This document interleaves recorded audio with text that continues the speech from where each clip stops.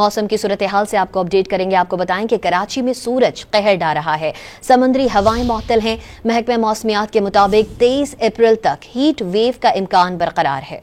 मज़ीद जानते हैं डॉन न्यूज के नुमाइंदे सैयद वसीम से। सैयद वसीम, बताइएगा कराची में हीट वेव का अलर्ट जारी कर दिया गया है।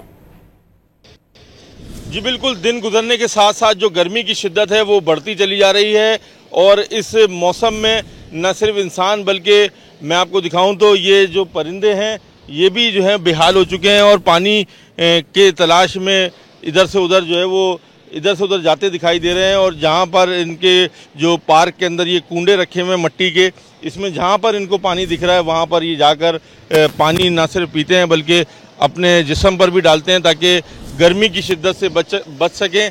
इस वक्त जो है वो समंदरी हवा बहाल ना होने की वजह से जो गर्मी की शिद्दत है वो मज़ीद ज़्यादा है। जो शुमाल मगरबी सिमत से हवा चल रही है 9 से 10 किलोमीटर पर आवर की स्पीड से, वो हवा जो है वो शदीद गर्म हवा है जिसकी वजह से लोगों को जो है वो परेशानी का सामना करना पड़ रहा है। महकमा मौसमियात का ये कहना है कि दिन गुजरने के साथ जो है वो कुछ समंदरी हवा बहाल होगी जिससे मौसम की शिद्दत में कुछ कमी आना शुरू होगी। जी।